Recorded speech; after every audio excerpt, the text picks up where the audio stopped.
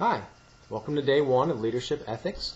For many of you, you've already had a chance to go through the pre-class checklist, get yourself up in the discussion board.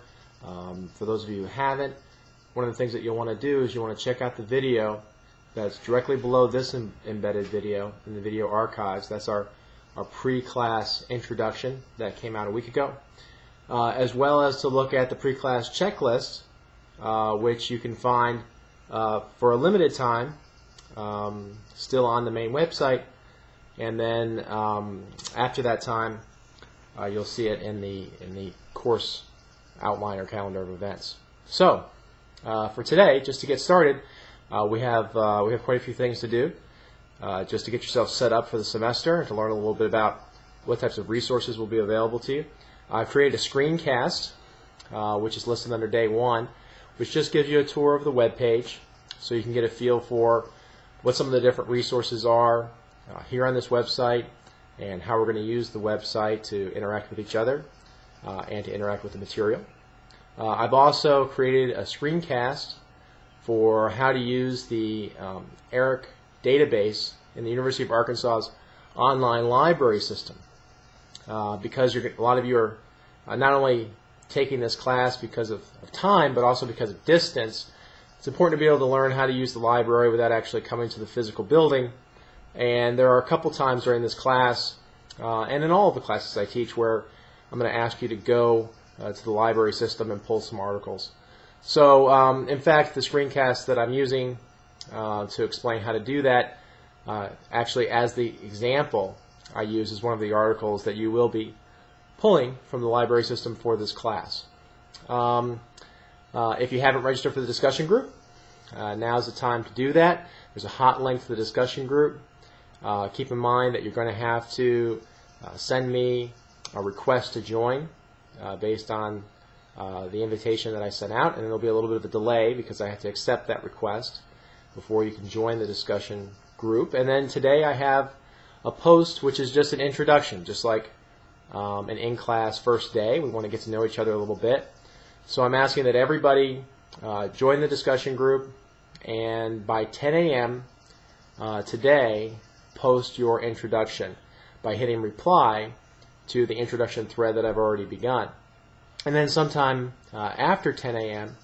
To rejoin the discussion group and to read about your classmates, get to know them a little bit better, perhaps make some comments if you haven't seen anybody in a long time, or if there's some commonalities that you may not be aware of, people working at schools you worked at before, or if you notice that there are a lot of people maybe in elementary ed or people from outside even in the education program. That's perfectly appropriate to reply into that introduction thread and make those connections. So that's normally what we'll do with discussions. Usually I want your first post to be made by 10 a.m. of the day that it's assigned, and then I'll ask you to come back into the post sometime between that 10 a.m. period and 8 p.m. that night, usually with a very directed follow-up. Unlike the introductions where it's kind of, you can come in if you want or you don't have to, normally I'll actually have an assignment where after you post you come back and I have follow-up questions that I want you to dive into. Oftentimes students come back and they don't just come in for a second post. They actually, throughout the day, they may pop in a couple of different times, or they may respond later that evening to 2 or 3 different things that other students said. So it can flow a little bit throughout the day. I have, however, given those time frames, and that's critically important that we follow them. That we get our first post in by 10 a.m., and that we're responding to those posts between 10 a.m. and 8 p.m. That allows the discussion to be fresh, and to make sure that you're not coming in late after everybody's already read through everybody's original post, because your comment will then really fall outside of the class discussion. You'll miss the class discussion, and you'll miss the opportunity to contribute to what everybody else is learning. Also, I've put up a PowerPoint, a link to a PowerPoint, and I don't really have any audio associated with it. It's just a PowerPoint that goes through a set of definitions. And those definitions in those 7 stages of decision-making PowerPoint walk through some of the different things that people go through and think through as they're making moral decisions. I want you to become familiar with it, have it available to you, because we're going to refer to it several times throughout the class.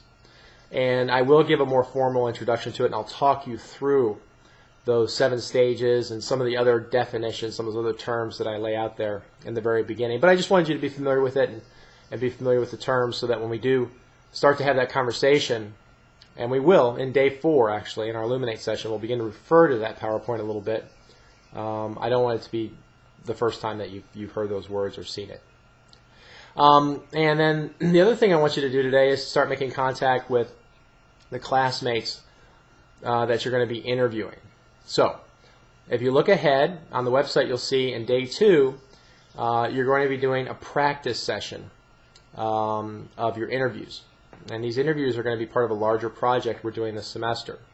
So, the first thing to do today is to reach out to the students that you've been assigned to be interview partners with. And I provided a link on the website under day 1, on that last bullet point, to a page that has those names of people that you're paired up with. So you're going to reach out to them by email today, and you're going to try to set up times where you can do your practice interviews. And they have to be completed by the end of day 2. So if you want to try to get one in quick tonight, that's fine. If you're going to do them tomorrow, that's fine. You're going to do 2 of them. So you're going to be interviewed twice, and you're going to interview twice.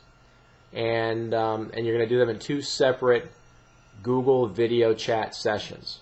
So this gives you a 24-hour period to just do 2 Google video chats. So there might be some glitches along the way, but this is an opportunity for you to learn the technology. And nothing works just right the first time. It takes time to get used to how to use these things. I understand that. And that's why we're gonna dip our toe into the water first, give you a chance to get comfortable with it, give you a chance to ask me questions if you need to, or to get help through help documents or help each other in a relatively low stress environment. And then as you get used to it, you'll find it's as easy as picking up a phone. So that's our plan for day 1. As you'll see, most of it is really just about learning a few terms, getting to know the website, and getting to know each other a little bit. And then day 2, we'll get started right away with our interviews, and we'll be rolling. Okay, if you have any questions, it's always good to ask them on the discussion board instead of just sending me an email. If you feel like it's a private question, feel free. You can send me an email, but by putting them on the discussion board, by starting your own discussion or replying to an existing set discussion thread, is a great way for you to ask a question in the same way you would by raising your hand in class. Everybody gets to hear your question. Everybody gets to hear my answer. Okay, good luck everybody. Have a great day 1.